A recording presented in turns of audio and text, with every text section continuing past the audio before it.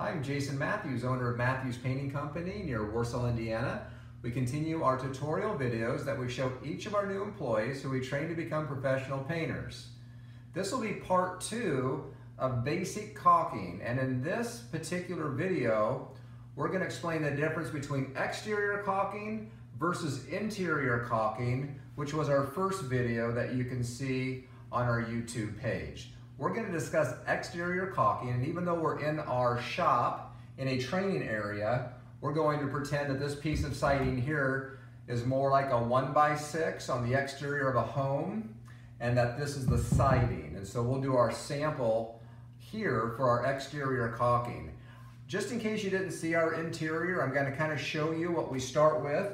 We always have a bucket with some water.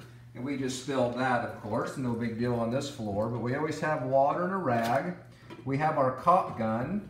Now this caulk gun has a couple things that we really don't use. Some cut their tube here for caulking. We don't really use that, and I'll explain why later. And then this here is a little needle, and that can come in handy. If your caulk ever dries, you can put that down the edge of your caulk and put that in and out, and it actually will open up dried caulking if it ever gets stuck. But I never use this on our interior caulking video because it makes the hole too large. Only on exterior if it gets plugged up. And of course we have our caulking. Here we have some 1050 QD. It's white caulking from Sherwin-Williams. It dries a little faster so we can paint it quicker. And this is just a piece of cardboard that if you saw in our last video that we just take excessive caulking off. So what we do here is I'll go ahead and load this like I did in the first video. We always take our tube of caulking, we put it in the back, and we take these teeth, there's teeth right here, we'll face those downward and push it forward until it stops. I make sure that the caulk tube is seated up here. And when I cut the tube for exterior caulking, usually you're dealing with a very large gap on exterior caulking. Sometimes you're not. You can step back and get me in the video here. But the difference between interior and exterior caulking is interior caulking is a lot more of a smaller bead. We'll do a close-up on this later. But it's more for cosmetic. It's more for things just to look better. On exterior, you also have that. Things look better when they're caulked. You don't have cracks and gaps.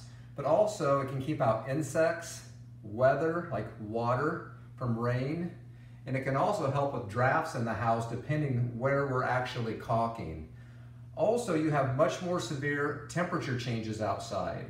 So we want to leave more caulking in than we did in our interior video where we're just caulking trim.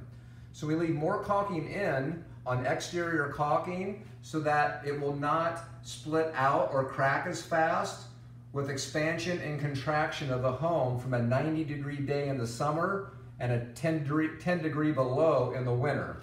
So if we can do a close-up here, this is a tube we had just cut for interior caulking, and you can see there's a really small hole cut there at a 45-degree angle.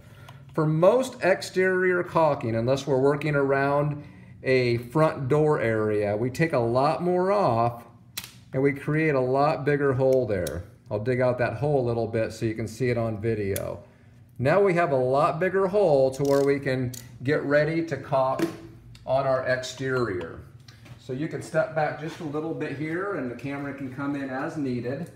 I'm going to give an example of some exterior caulking. We're going to pretend that this is an exterior 1x4. I'm going to hold my cardboard, my rag in my hand, and we lay a lot more caulking in. You can see how much caulking I'm actually putting in. It's a lot more than we did on the first video for interior caulking. Reason we do that is so it doesn't crack out with severe temperature changes. Now as we were caulking over here, this is the interior caulking example, you notice my finger was up and I was pushing really hard. That removes a lot of the caulking back out and leaves you a nicer finish there. However, on exterior caulking, I still wet my finger every single time I go up in there. Instead of having my finger up, I'm going to bring it down so I leave the caulking in there.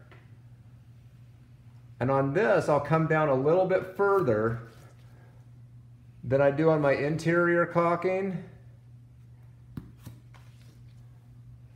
Usually come back, start where I finished.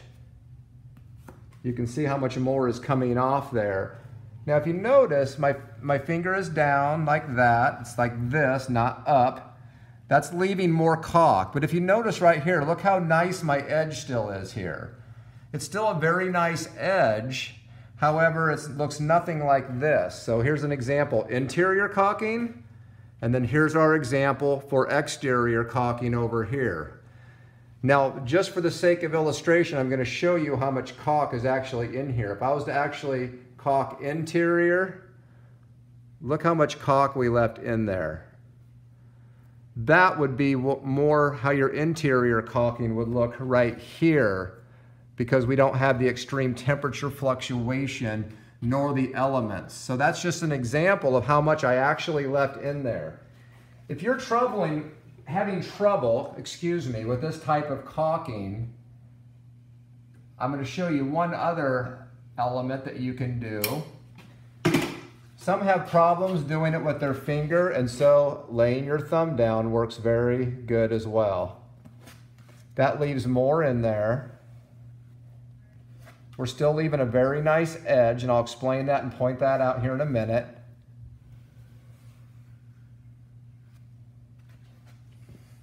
And we really shouldn't be wiping that much excess off. Usually you put just enough in to it'll give you a nice thick swell like that.